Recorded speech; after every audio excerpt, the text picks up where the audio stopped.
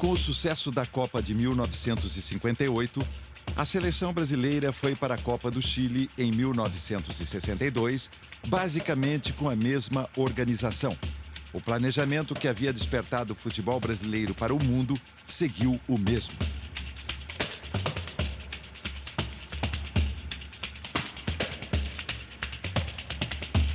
Mesmo assim, na comissão técnica, o psicólogo João Carvalhães foi substituído, pois aconselhava a saída de Garrincha, que ele considerava muito desequilibrado emocionalmente.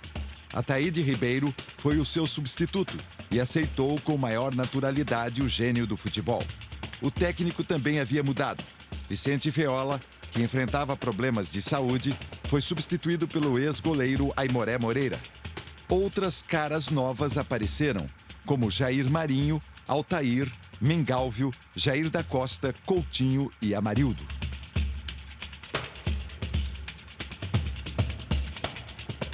A preparação para o Mundial começou a menos de 2 meses da competição.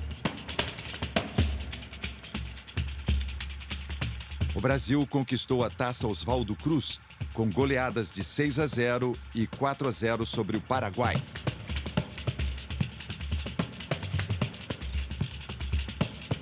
Um dos destaques deste jogo pela seleção foi a atuação de Jair Marinho.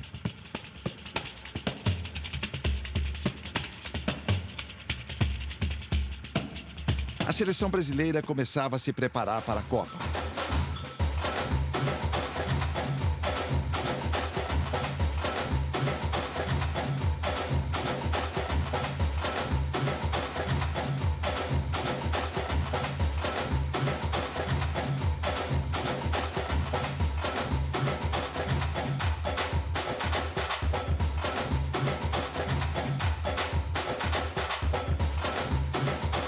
No dia 9 de maio de 1962, enfrentava a seleção portuguesa comandada por Eusébio, no estádio do Maracanã.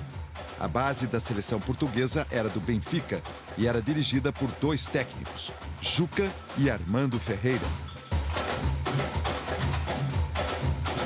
Além do embate entre as duas seleções, esta tarde no Maracanã foi palco de um encontro histórico do futebol.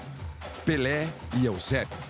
O melhor jogador de todos os tempos do Brasil enfrentava o melhor jogador de todos os tempos de Portugal.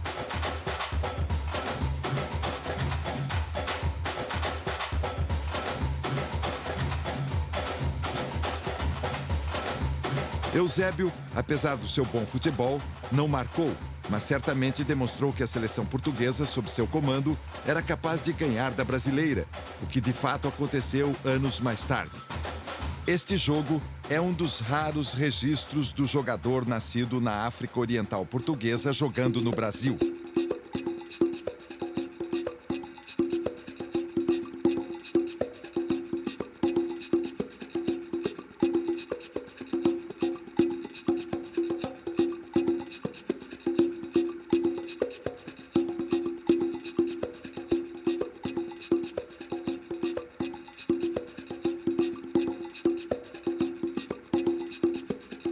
No estádio do Maracanã, em 12 de maio de 1962, pouco antes da Copa, a seleção brasileira passava um teste de fogo. Enfrentava o país de Gales. Apesar de não ser uma das seleções candidatas ao título, o país de Gales fechava bem a sua defesa.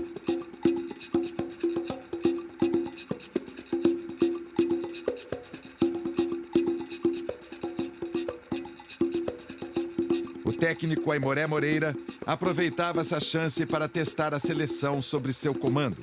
A seleção do país de Gales era comandada por 2 técnicos, Jack Jones e Jim Murphy.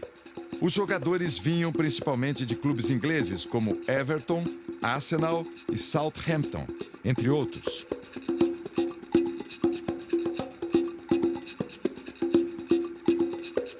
Eu fui para o campo, só que não me informaram que tinha um ponto esquerdo do país de Gales, que jogou em 58, jogou agora, veio fazer um amistoso aqui. O Brasil queria testar a seleção para ver.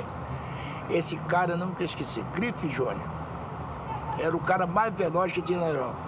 Mas só que não passaram para mim que ele era veloz. Porque eu tinha um treinador, depois que eu fui treinador, quando o cara é muito rápido, diminui o campo dele. Aquele espaço do meio de campo até a linha de fundo, tira o espaço dele. Tem lateral que vai aprender, graças a Deus, tomara que ele aprenda, tomara que ele esteja ouvindo para ele aprender. E aquele que é o driblador, você não deixa ele passar na bola. Eu aprendi com o canhoteiro, que era do São Paulo. Driblava no espaço de 50 minutos, assim, ele dá 5, 6 dribles e você não toma a bola dele. Mas esse Grife Júnior era muito veloz. As 3 primeiras bolas meteram no fundo, não vi nem a bola foi. Quando eu olhei, já estava centrando, falei, tá complicado. Alguma coisa está errada. Eu era um cara que eu entro no jogo, qual é o lado mais fraco, qual é o lado mais forte, sol. Aprendi com o meu treinador o seguinte, o sol está batendo aqui, você tira do seu goleiro o sol na cara. Olha o campo onde o time dele treina, se estiver mais pisado, mais machucado, é o campo que ele trabalha ali. Esse eu aprendi com o meu treinador. Mas, na verdade, o Grife Júnior, aos 15 minutos, não vi nem a bola passar. Tomei um passeio danado, já estava complicado. Falei, meu Deus do céu, acho que eu vou ser cortado nessa, é o medo. Eu passo na boca do vestiário, à esquerda do Maracanã, meu treinador, meu irmão, já está legal. Eu falei, nem encostei o pé na bola. Eu falei, caramba, o negócio é por aqui. Me chamaram para jogar esse jogo, eu não estava escalado. Agora estamos dando parabéns, eu não botei nem o pé na bola. Eu falei, não, aí não dá, né? Aí vem a cena engraçada. Esse cara que eles botaram, ele podia contar o Djalma Santos, o Djalma jogava muito parado, com habilidade tremenda, e não tinha velocidade. Então eu falei, é o cara, esse é o cara. Bom, já que eu estou cortado, ele vai pagar o pato. Quando a bola viajou, ele já estava assim, ele dominando o peito, eu vim tesoura, dei a tesoura nele, foi tão forte que nós paramos na boca do túnel. Você vê que tem uns 4 metros do campo, lateral do campo, boca do túnel. Cai lá dentro. Eu estava doidão com ele já. Aí aproveitei e dei uns cascudos nele, né? Aí ele entrou no campo, quem viu esse jogo se lembra. Ainda dei um cascudo dentro do campo, ó. Aproveitei, eu já estava pra mim já tinha sido cortado. Ele caiu, aí ele lá do meio do campo falou que eu era maluco. Eu falei, sou maluco mesmo, vai jogar no outro lado. Ele pediu para sair. Eu falei, graças a Deus, o Brasil ganhou de 3-1. Foi muito interessante e cruel, né? O técnico brasileiro colocou alguns de seus reservas para testá-los em campo. Entre eles, Jair Marinho, Mengalvio, Pepe e Coutinho. Não lhe foi surpresa quando viu uma de suas substituições dar certo. Coutinho marcou um dos gols da vitória do Brasil. Além dele, marcaram Garrincha e Pelé. A dupla que nunca perdeu uma partida quando jogava junto.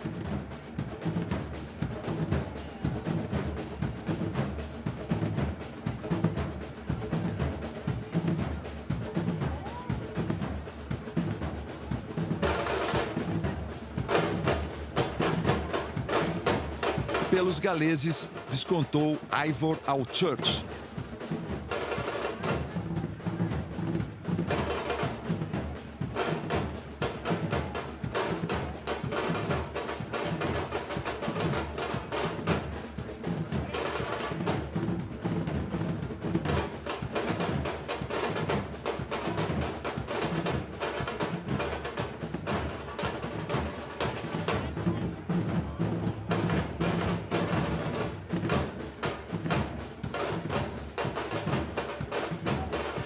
O Brasil embarcou para o Chile e enfrentava seu primeiro adversário, a seleção do México. Assim, numa quarta-feira, no dia 30 de maio de 1962, às 15 horas, o Brasil entrava em campo no estádio de Sausalito, em Viña del Mar, diante de um público de mais de 10.000 espectadores e do árbitro suíço Gottfried Dienst. As duas seleções se enfrentavam. Era uma tarde de muita expectativa para os telespectadores brasileiros. Começava o primeiro embate pela fase eliminatória da Copa do Mundo. Bem, meus amigos, vai ser dada a saída. Vejam Zósimo e Zito. Estamos apreciando os brasileiros. Agora Pelé. Isso. Ele domina. Vamos para a entrada da área. Que bonita jogada do Pelé. Pelé não assina ainda. Agora tiro de canto a nosso favor aqui pela direita. Garrincha vai cobrar o escanteio pela equipe nacional. Pela equipe brasileira. Expectativa geral agora nesse instante dentro do estádio de Sausalito, telespectadores. A torcida brasileira toda hora com o coração nas mãos nesses primeiros instantes da batalha. Garrincha. Ninguém para apanhar a bola. Agora Pelé vem. Del Muro. Erra a cabeçada. Fica com Jasso. Dias. Recua para Nájera. Fica com Djalma Santos, depois de tocar em Dias. Aí está Pelé, pela meia direita. Bela jogada. Saiu bem. Outra passagem. Perdeu agora em seguida para Cárdenas. Garrincha. Pelé sobrou. Aparece errando Villegas. O cruzamento para Zagallo. É o gol de cabeça. Olha o gol de cabeça. Gol!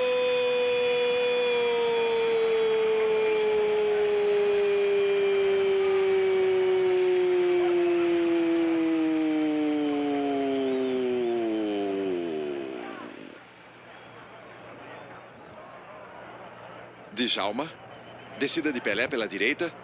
Vamos ver o que ele pode fazer como ponta. Passagem conquistada, passando bem agora Pelé, rompendo. Passando também pelo segundo. Tiro direto. Gol!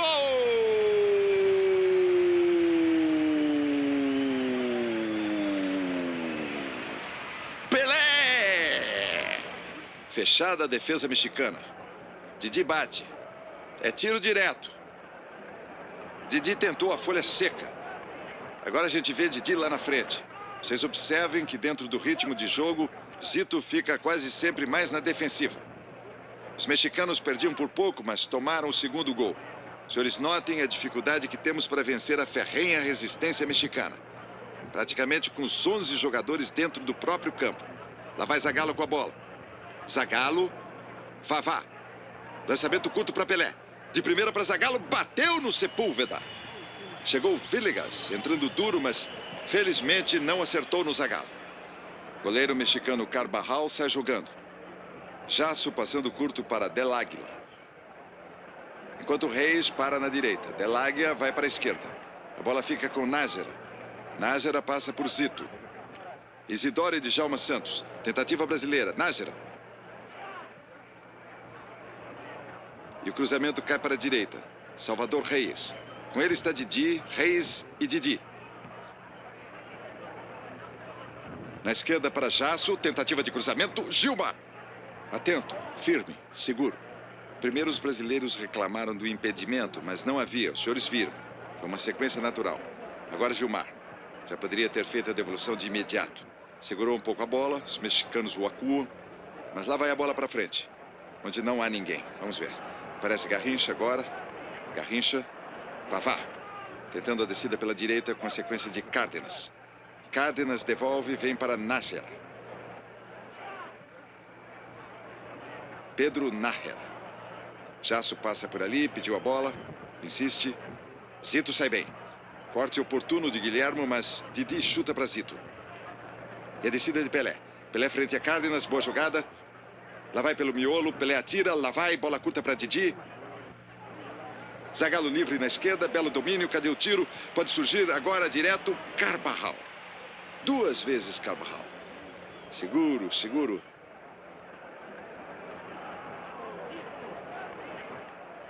Jesus del Muro com a pelota agora. 41,5. 2-0 Brasil. Zagallo e Pelé marcaram nessa segunda fase. Reis. Zagallo sobre ele. Reis para Del Águila. Reclama o Zagallo da jogada mexicana. Cruzamento de Del Águila para Jasso. Pegou bem o zagueiro. E ajudou Djalma. Lá vai Djalma. Para Zito. Pelé espera. Prefere tocar atrás para Nilton Santos. 2-0 para o Brasil. Didi. Rola para a direita e abre para Djalma Santos, que tem um corredor por lá. Próximo de Dias. Mauro deixa para Djalma Santos. Já o Brasil não se preocupa mais com a contagem. 42-15. Mauro.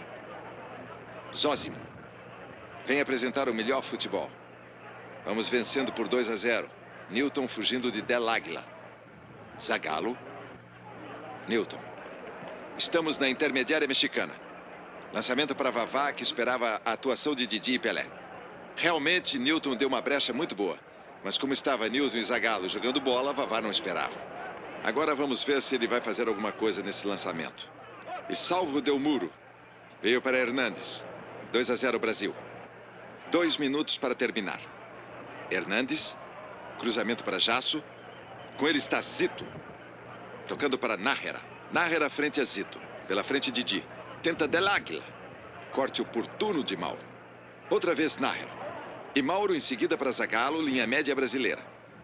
Zito. Jogada sua para Pelé. Vai levando a bola, rodando na direção de Sepúlveda. Para Vavá. Jogando para Zagallo. Domina Zagallo. E Didi. Posição de tiro. Vai, chuta. Bem batido, por sinal. É lateral para o Brasil. Zito para Garrincha. Toca de novo. Vem a zaga mexicana. Didi, muito recuado. Pelé vai tentar pelo miolo. Outra vez. Tem tabela pela esquerda. Tentou tocar para Vavá. Cortou bem. Cárdenas. Descida de Del Águila. Para Reis. Reis e Del Águila. Mais na direita, Hernandes. É o centroavante mexicano. Na ponta direita, tentativa de cruzamento. Já não pode mais. 2-0 Brasil. Zagallo e Pelé. A partida vai chegando assim ao seu término. E vocês observaram que nessa fase complementar, a equipe teve um pouco mais de lucidez. É verdade que o jogo defensivo mexicano dificultou todos os nossos movimentos. Faltou, a nosso ver, maior velocidade e muita calmaria. Talvez esse jogo possa não ser útil contra outro adversário. 2-0 para o Brasil. Passe torto de Zito. Arremesso vai para Villegas. Termina a partida. 45 minutos exatos. 2-0 Brasil. Abraço de Pelé. A confraternização brasileira-mexicana. O resultado vem a ser positivo para o Brasil. Com gols de Zagallo e Pelé, a seleção obtinha sua primeira vitória na Copa de 62, com um futebol convincente.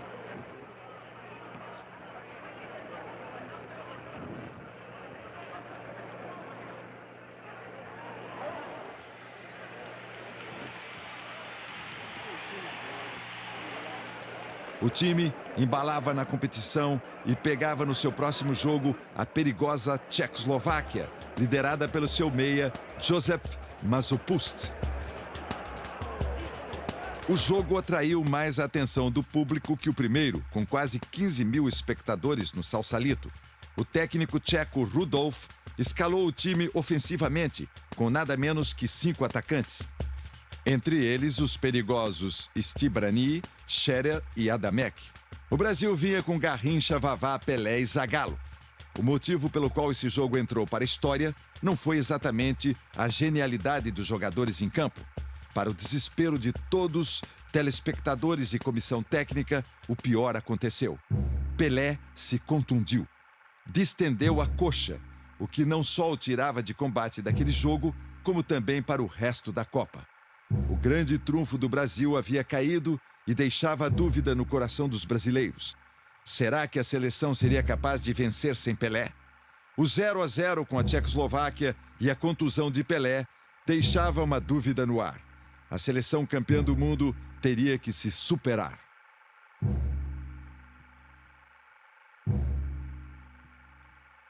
O Pelé ele teve uma distorção muito forte, entendeu?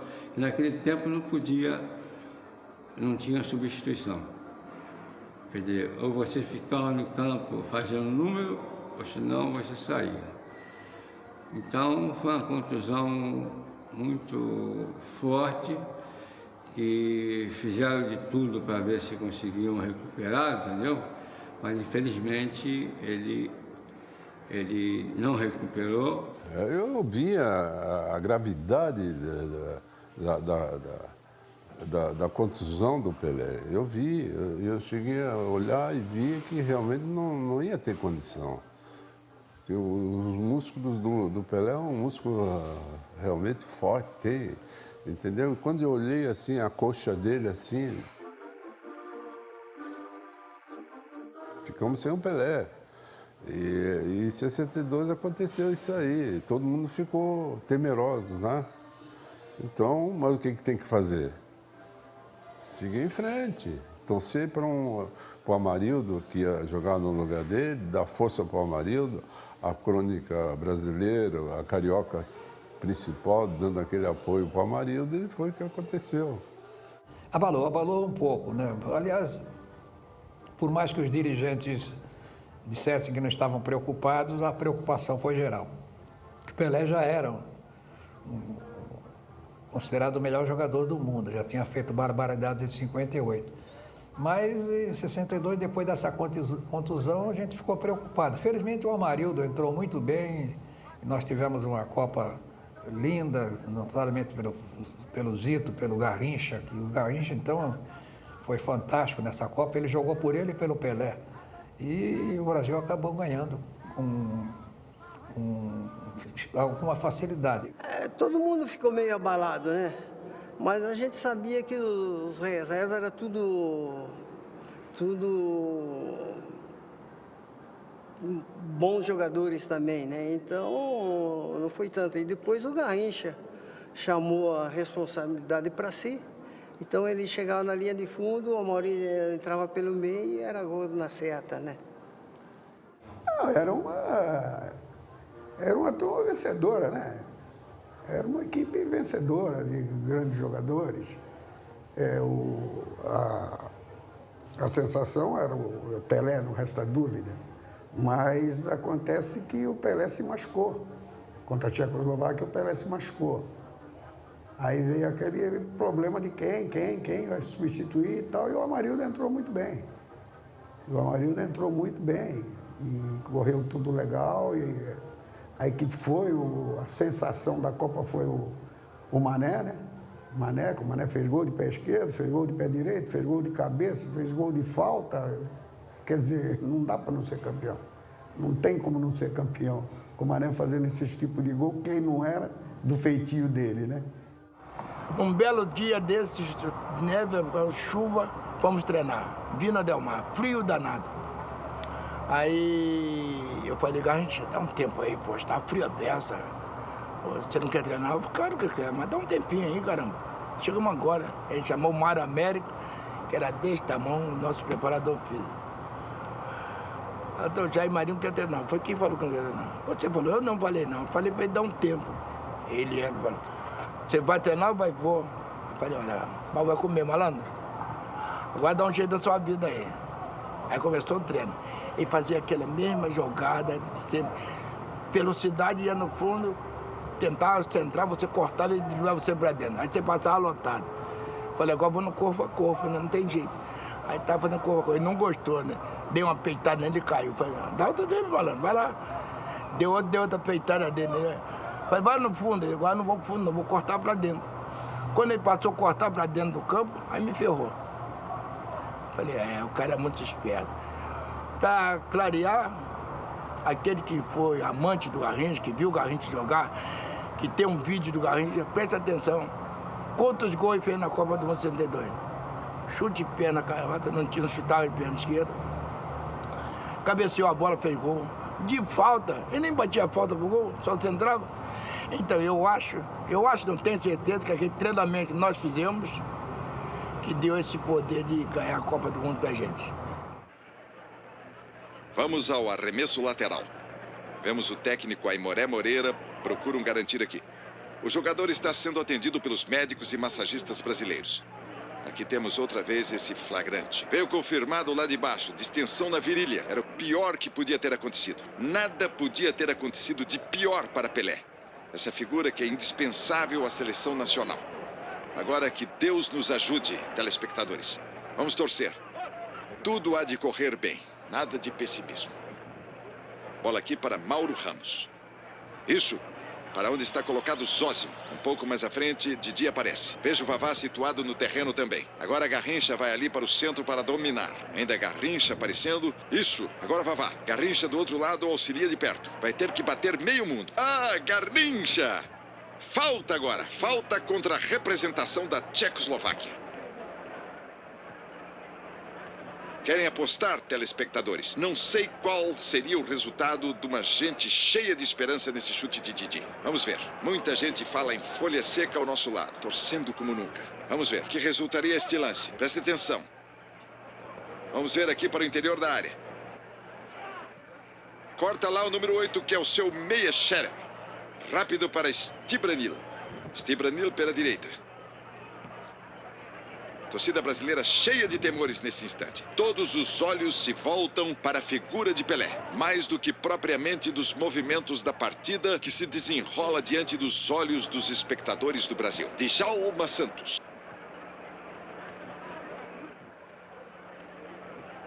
Domina outra vez o número 19.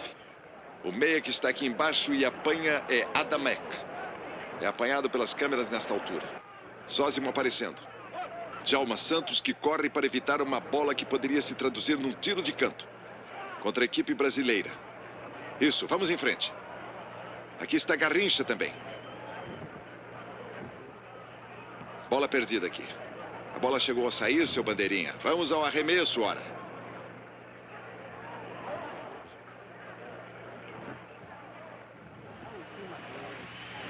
Bem, este é um instante, telespectadores, em que ficamos realmente com o coração nas mãos. Mesmo que exista alguma melhora em seu estado, ele vai para o sacrifício. Voltará a campo para colaborar com seus companheiros. Mas distensão na virilha é uma distensão difícil. Vai, evidentemente, exigir um sacrifício do nosso jogador. Bem, enquanto isso, os brasileiros continuam lutando. Os tchecos se mexem bem nesta marcação. Olha quantos homens lidando contra os jogadores brasileiros. Newton Santos, agora Garrincha. Vejamos um tiro de Garrincha. Eis que ele bate, rápido. Agora Mauro Ramos aparecendo. Djalma pode intervir. Pode ficar com a bola ou deixar com Zito. Didi ainda aparece. Isto, não há brecha para Zito. Não vai alcançar. Aí estão os tchecos dentro do seu campo. Para Newton Santos. O próprio Zósimo se antecipa e Newton Santos, que ali está para auxiliá-lo. Vamos a esta cobrança de falta. Bem, aí temos Pelé. Nunca o coração dos brasileiros esteve tanto nos seus pés como nesta oportunidade, telespectadores. Vamos voltar à partida novamente. Djalma Santos, direto ao gol. Não, bola completamente perdida.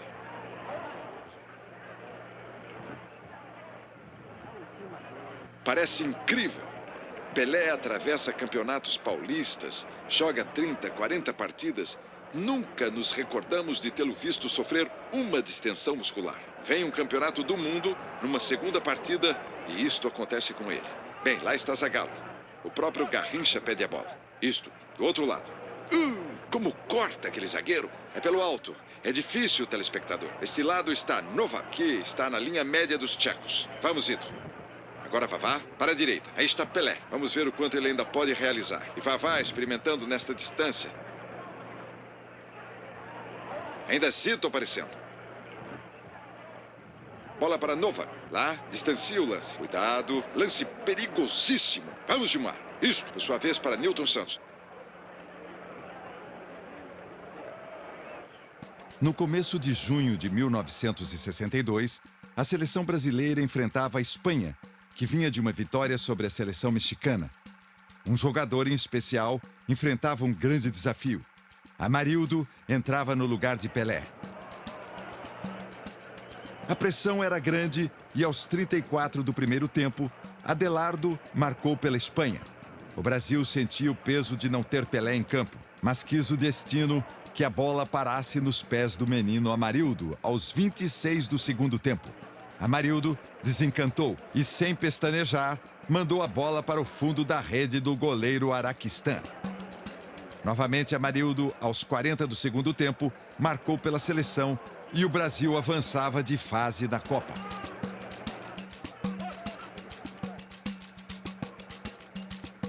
Meus gols foram... O primeiro foi um cruzamento do Zagallo. Eu bati o lateral para o Zagallo e saí para dentro do gol. Então, o Zagallo foi para cima do lateral. Eu dei um pique para dentro do gol, fiquei no meio do gol, o Vavá ficou atrás de mim. Aí o Zagallo acelerou, foi na linha de fundo, eu e o Vavá que estamos esperando. Um no centro e o outro no segundo pau. Então, já sabíamos, se a bola fosse onde estava o Vavá, do meio para o segundo pau. Era ele que intervia. Se fosse no segundo pau, era ele que ia intervir.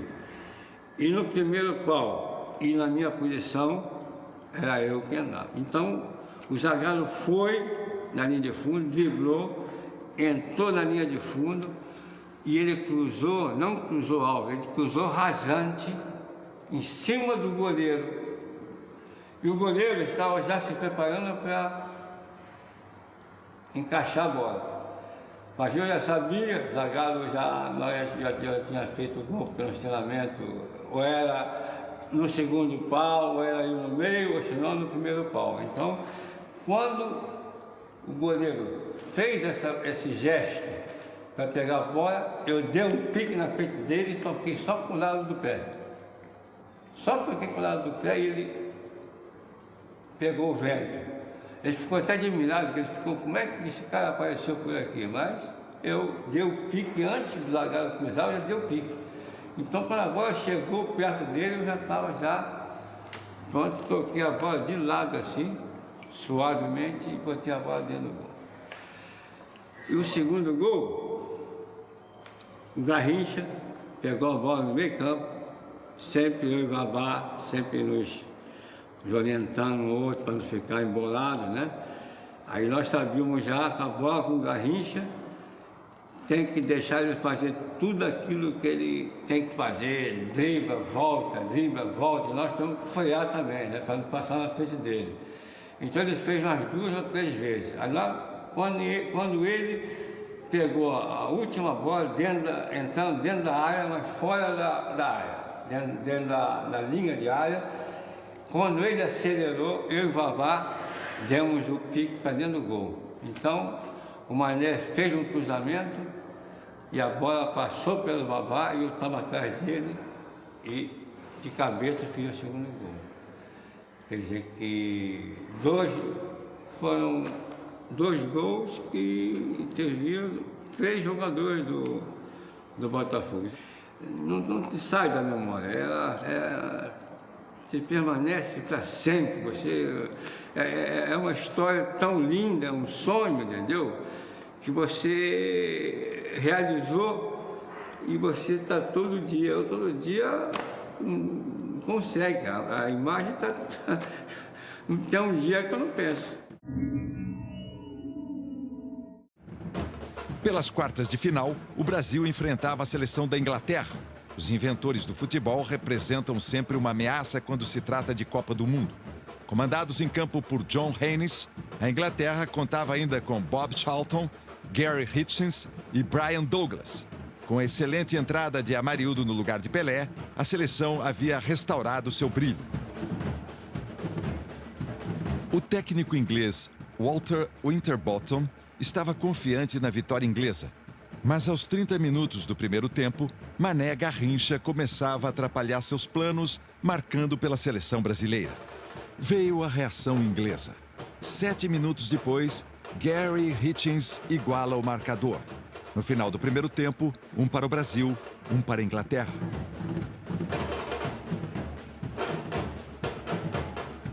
No segundo tempo, os ingleses mostravam seu futebol e buscavam a vitória. Até que Vavá, aos 7 minutos, dava um banho de água fria na intenção inglesa.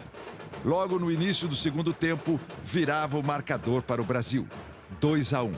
Pouco depois, Garrincha fazia seu segundo gol na partida, complicando a situação da Inglaterra na Copa. Talvez, se o goleiro Gordon Banks estivesse jogando, a partida poderia ter sido diferente. Assim, prevaleceu a genialidade do futebol brasileiro, materializada nos pés de Garrincha.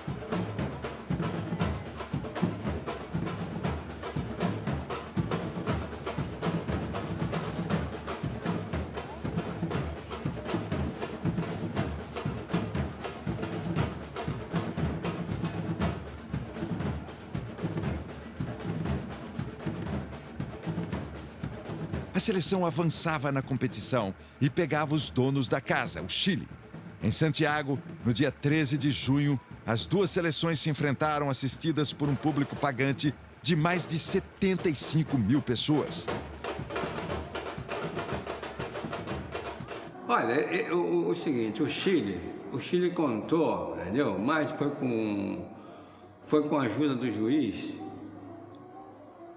e com a ajuda dos seus torcedores. Mas eles já entraram sabendo que era dificilíssimo ganhar do Brasil. Então o que eles fizeram? Eles procuraram o jogo duro, procuraram as provocações, procuraram interromper os jogos de maneira desleal, porque sabia que o juiz não ia expulsar ninguém, como não expulsou. Expulsou o Garrincha, que fez uma coisa inocente, uma brincadeira.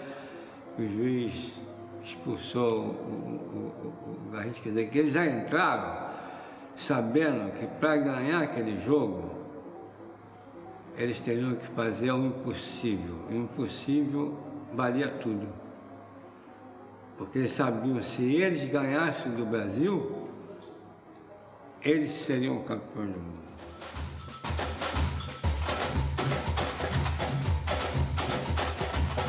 Na final, o Brasil enfrentava novamente a perigosa Tchecoslováquia no Estádio Nacional.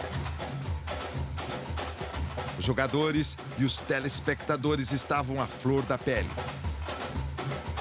Era o teste final de uma seleção que poderia consagrar de uma vez o futebol brasileiro. Inclusive, o Garrincha, nessa Copa, ele ele produziu alguns lances que não eram nem muito do repertório dele. Fez um gol de cabeça contra a Inglaterra. Ele fez um gol de folha seca, uma batida de bola no ângulo esquerdo do goleiro.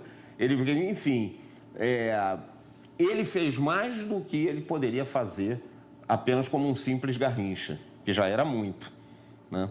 E talvez tem muitas pessoas que ainda não saibam que ele jogou a final com 38 graus de febre, ou seja, ninguém com 38 graus de febre pode produzir normalmente, né?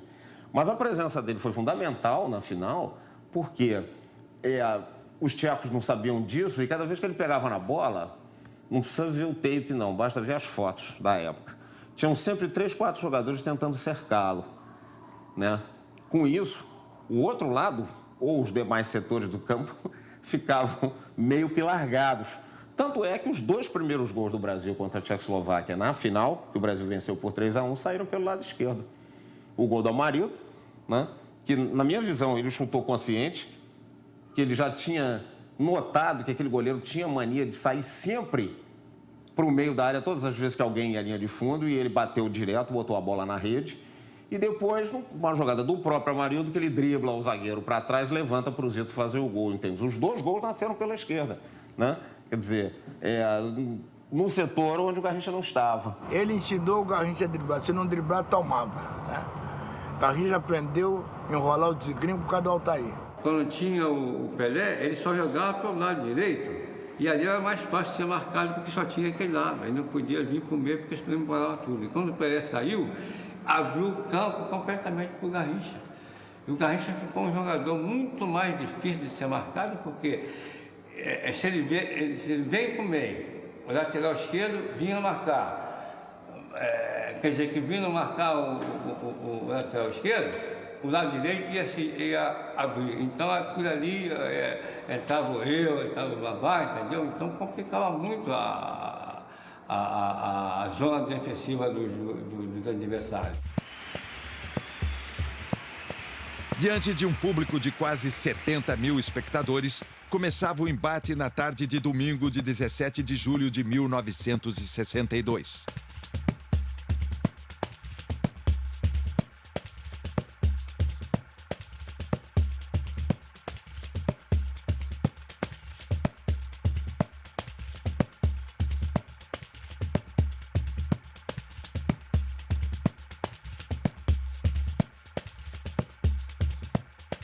O técnico tcheco havia mexido na escalação do time. Estava em busca de uma vitória sobre o Brasil, depois de ter empatado ainda na fase eliminatória.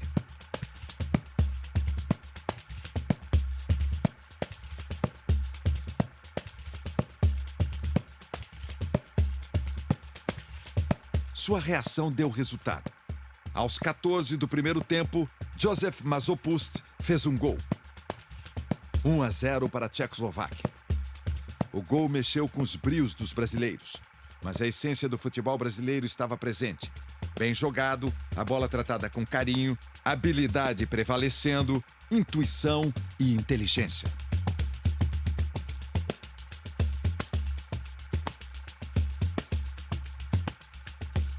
Amarildo, 2 minutos depois, igualou pelo Brasil.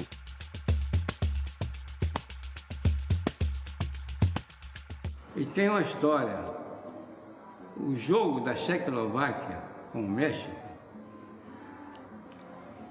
eu estava com o Paulo Amaral vendo o jogo. Então, todas as vezes que os laterais e os pontas do México iam na linha de fundo para fazer os cruzamentos, os Cruyff, o goleiro da Tchecoslováquia, ele saía sempre antes para antecipar os cruzamentos. E o Paulo observou como eu observei, mas foi o Paulo que falou: viu, Amarildo? Todas as vezes que os laterais e os pontas vão na linha de fundo para cruzar, esse goleiro sai sempre com o gol antes. E aquilo ficou na minha cabeça. E eu já tinha feito, entendeu, no Botafogo, gols assim. Porque tinha goleiros também aqui, nossa, aqui, que fazia essa antecipação, né? E eu tinha feito gols assim. Então, 1-0 para eles. Lateral Zagallo para mim. Lado esquerdo, lateral. Eu domino a bola, olho, não tem ninguém, coitado, então eu pontei em cima do Lala, lateral direito, e fui para cima dele. Fui. E quando eu estava entrando na área, eu botei a bola, entendeu? Na frente assim do Lala e dei o pique. E diminuí a corrida, para ver o que o Cruyff ia fazer. Quando eu diminuí a corrida, imediatamente acelerei. Então eu fiquei um pouco longe da bola para poder ter os 3 dedos mais disponíveis. Aí então quando eu cheguei ali, o Cruyff já fez esse movimento. Quando fez esse movimento foi quando eu bati de 3 dedos, eu até caí, porque eu dei uma força, entendeu? A bola fez assim, e o Cruyff ficou assim, abismado. Falei, como é que ele fez isso? Daí o Garrincha começou a driblar lá, desembeçou a driblar lá na ponta direita e cruzava, o Amarildo chegava e entrava, né? E logo depois que eles fizeram o gol, o Amarildo fez uma jogada pelo lado esquerdo, todo mundo pensou que ele fosse cruzar, ele entrou pela ponta esquerda e chutou no gol. O goleiro saiu aqui e a bola entrou. Foi 1-1, foi talvez a jogada mais importante daquele jogo, foi essa aí. Eles fizeram o gol e nós fomos lá e empatamos. Apesar da seleção ter reagido, o primeiro tempo terminava empatado em 1-1.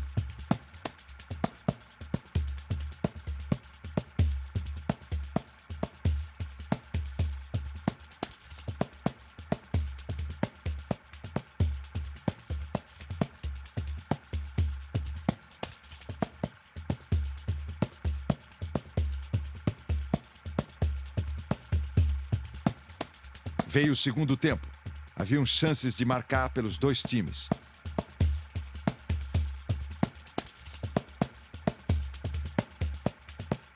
O Brasil, apesar de superior em campo, não conseguia marcar.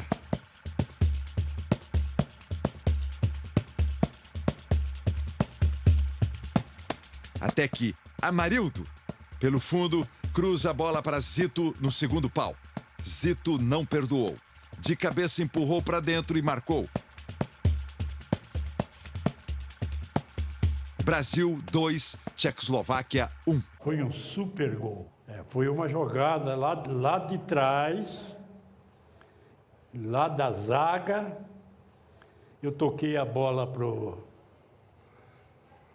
Mauro e saí correndo, acompanhando pelo meio de campo, os passes, né?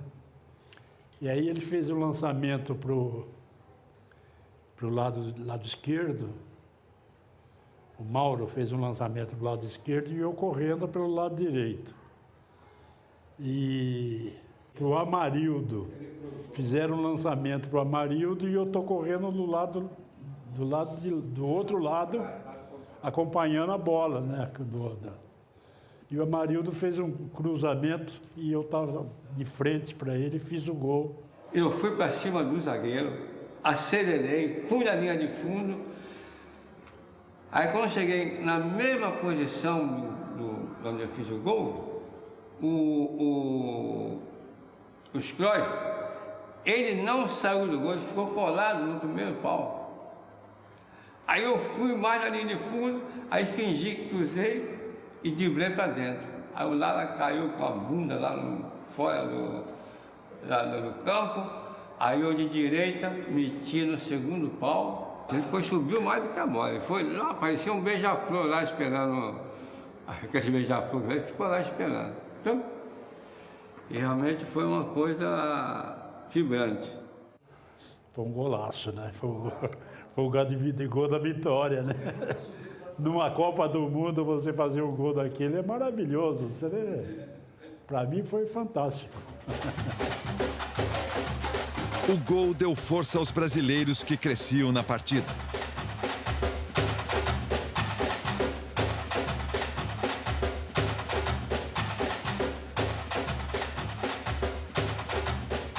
Dez minutos depois, Vavá fechava o caixão. Brasil 3-1. Restava apenas esperar o apito do juiz e comemorar. Brasil, bicampeão do mundo. A seleção que começou sua história desacreditada pelas potências do futebol fazia o mundo se curvar frente à sua superioridade técnica.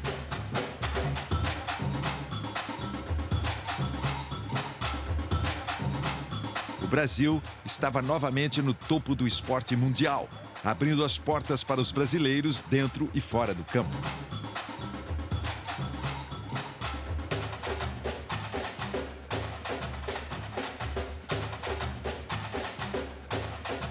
Esse jogo imortalizou a seleção brasileira de futebol e os seus jogadores viraram verdadeiros heróis nacionais.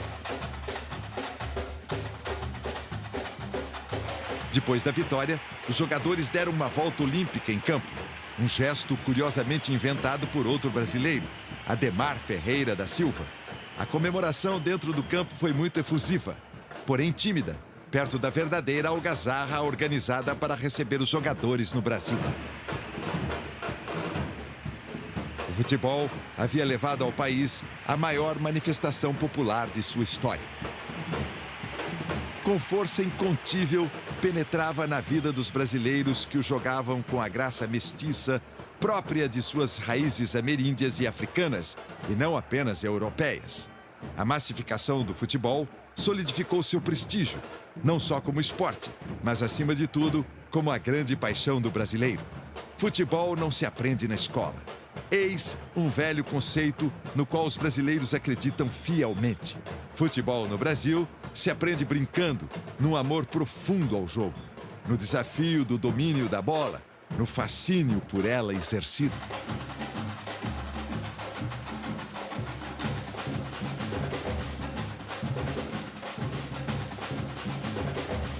O brasileiro se apaixonou pelo futebol e consolidou essa paixão em amor. Um amor desmedido, por vezes violento, mas sempre crescente. Somou-se mais derrotas que vitórias, mas as derrotas jamais abateram o futebol brasileiro. Pelo contrário, acirravam as paixões e estimulavam o espírito competitivo.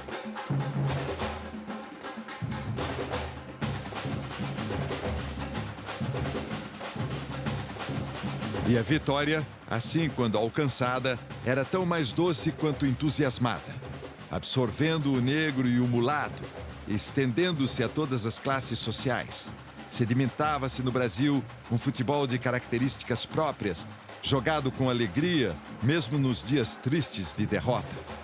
E só quem ama tanto sua seleção e seus ídolos sabe e sente quanto é doloroso perder, como é doce e fantástico vencer.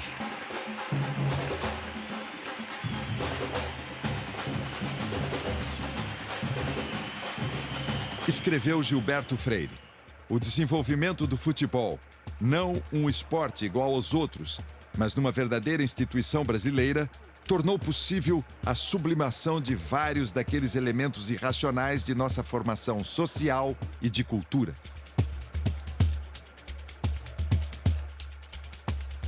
O futebol, assim como o carnaval, pertencia a todos, e não mais a um grupo de elite que praticava um esporte. O futebol fundiu o Brasil, misturou o país em um só. Quando a seleção jogava, não eram mais só os jogadores em campo, mas sim todos os brasileiros presentes de corpo e alma. O futebol abriu o Brasil para o mundo, mas mais importante do que isso, abriu o Brasil para todos os brasileiros. O verde e o amarelo não era mais a cor da bandeira nacional, mas sim a cor do coração dos brasileiros, que batia num só ritmo. O futebol fez o Brasil vencer.